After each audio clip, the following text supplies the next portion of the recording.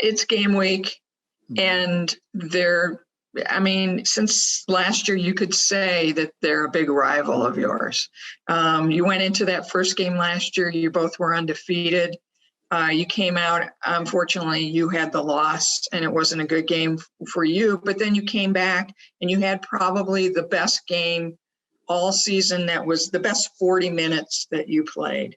Does that give you a little more something going into this game, or is it just the media who builds up that there's this rivalry and it means a lot more?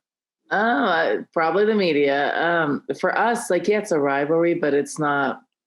It's nothing like ASU or. I think it's just two good teams that compete and have really good matchups. So, last year, Dean and McDonald were just going at it. So I think those kind of matchups create more of a rivalry. I think going there, we really got punched in the face. We played bad, got our butts kicked. We had, Helena out with the flu. It was just we just didn't respond. And so I was proud of the way we responded here. And I think here, it wasn't our best game. I think our Stanford game was better, but it was one of the two best games. I think Stanford game and UCLA game were some of our best basketball. We are not playing at that level right now. And I don't think UCLA is either. I think we're both trying to figure things out. You're working with different people. They have more returners starting, coming back this year. I don't know what I'm trying to say. More starters returning, I'm trying to say. So I think they have a little bit more of an advantage. They're a little bit more cohesive than us. We have two new starters in the lineup, but I think it's going to be a great game. I think, we both are competitive, but we're both adjusting early in the season. So I'm curious to see how the basketball is going to look, but definitely the competition and I think the motivation for both teams is there.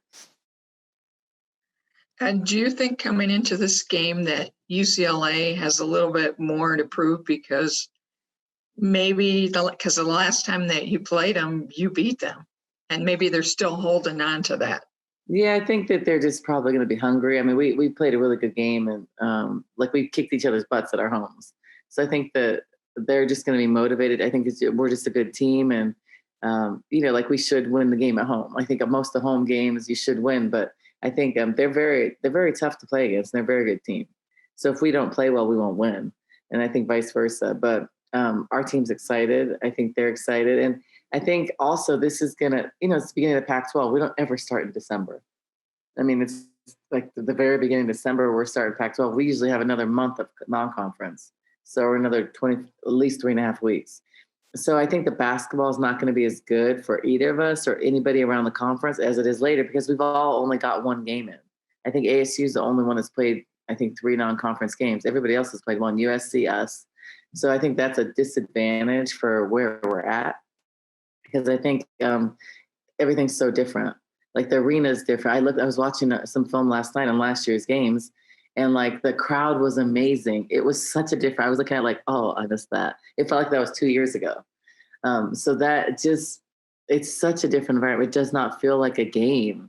In the game, there's no one there. You don't feed off the crowd. Here we feed and we get energy off of our sixth man, which is our crowd. So I think all the players are adjusting to all that. It's very different.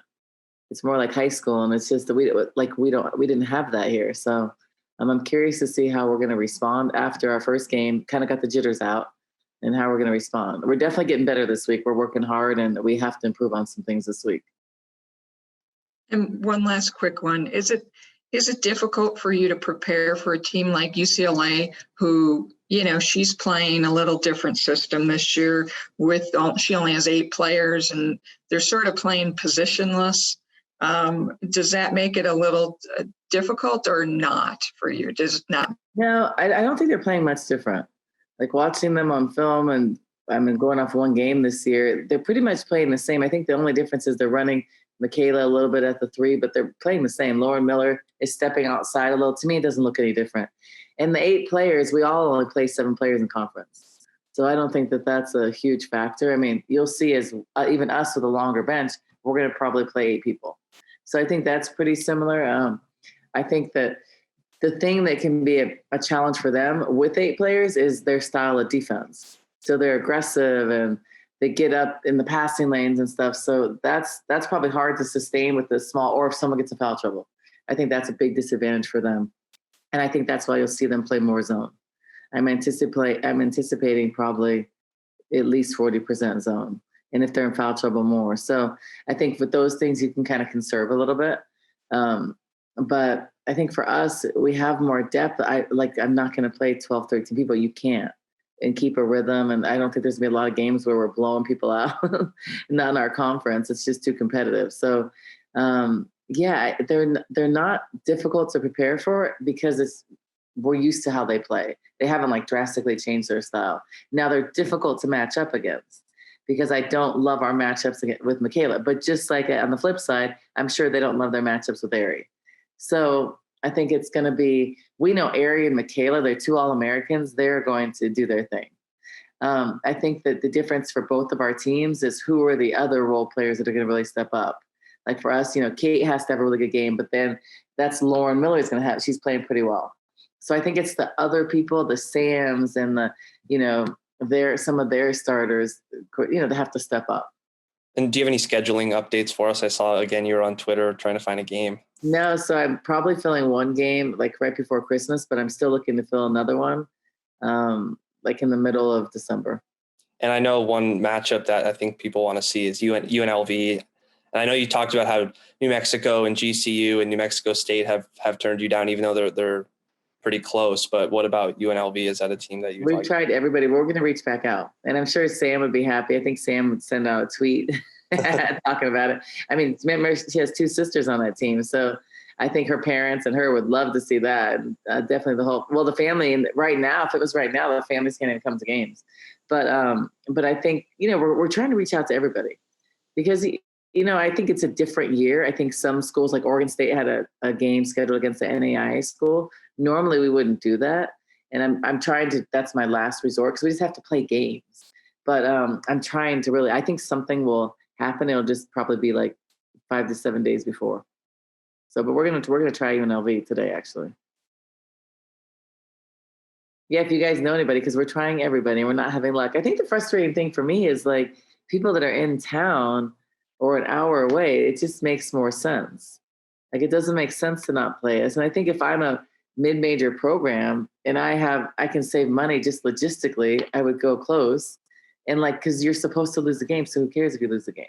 Like if you win the game, it's just an advantage. There's no, if you lose the game, you're supposed to lose. So I think that I don't understand why it's so difficult to get a game local or what you see. I don't understand. For the teams that turn you down, is it usually because they're afraid to get beaten badly, or is it? I mean, what do they usually say? Well, they don't say that, but it's obvious that's the reason. Because I mean, at one point, GCU was missing 7 games and didn't want to play us, and I think financially they have more constraints than we do. So I think that's just I don't understand. I don't know. I mean, there are teams where, like, if you would ask me a couple of years, do you want to play South Carolina? I would have said, heck no. But if they're an hour away, I would have if I'm a mid-major school. Because if we played out of our mind and beat them, it's the upset of the century. But if you lose, it's not. So I think I don't understand. It has to be that. But I think at this point in a pandemic, when we're all trying to save money for our programs and people are losing jobs and stuff, I want to play regionally. I want to save our department money in that sense. I want to get the games, and it just makes sense. It's less travel if you can drive. So I don't understand why it's so difficult. How prepared do you feel for this game, and just what did you kind of learn from the NAU game, just about the whole experience of playing without fans, and what a game is going to feel like this season?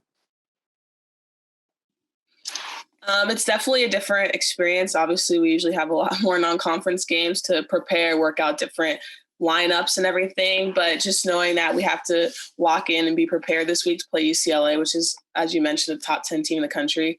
It's different. It's a little nerve-wracking, but just knowing that we're both in the same position. I think they had 2 games canceled as well, so they've only had maybe 1 or 2 non-conference. And now they're coming to, even though it's not as big of a difference anymore, but they're coming to our home court and playing against us. So just trying to use that to our advantage, just playing the best that we can. We know that both teams are probably going to be a little bit rusty, but just seeing what we can do to work around that and get the win. What do you guys feel like a little extra, because it's UCLA and you guys had such a battle last year with, your first game, you both went in and you were undefeated. and then you came out on the losing end. In the second game, they came here to Tucson, and you just smoked them. Is there a little bit more to the UCLA game than probably for you, Sam, in years past? I mean, yeah, always playing against UCLA is always a battle. It seems like, whether it's going into 3 overtimes like we did, I think, like 2 years ago, or them blowing us out and then us turning around and blowing them out. You never know what you're going to get with these two teams with us playing. So it's just, we're just going to see what happens this game. Hopefully, obviously, we can pull out a win, and hopefully, like, it's a good one, and then we can continue that for next game. But I mean, yeah, UCLA is always a tough competitor. I mean, they have Michaela. She's always great. They just graduated Japrice, but she's always helped them in the past. So just seeing what different matchups we now, because they are kind of a new team as well. So it's going to be different to see how that works out. What was it like to get out there and play again after, not playing for such a long time? It was fun. I haven't been able to play with these group of girls before, like in the actual game. We've just been practicing and things like that. But it was fun to be able to get out there and get my feet wet a little bit, and kind of get some more chemistry with the girls instead of playing against them, playing with them this time. So it was really fun. After your game the other day, Adia just talked about how she didn't really even feel certain that the game was going to be played until you guys were literally on the court warming up. The men's team, got their game postponed, the day before. Is it hard to kind of, stay with it and expect to play when really you don't know if you're going to play? I mean, as far as you're supposed to play after tomorrow, but you may not. So is it difficult to kind of stay zeroed in on the game you have in front of you? Yeah, no, it is. It's really hard because like you never know what's going to happen. Like one person on the other team could test positive, and then like the whole game can get canceled. Or even with us, one person on our team can get test positive, and the game can get canceled. So it's just kind of you got to be flexible with whatever kind of happens. And if we have a game, we have a game. If we have to have practice, then we have to have practice. But we just got to be flexible at the end of the day. Thank you.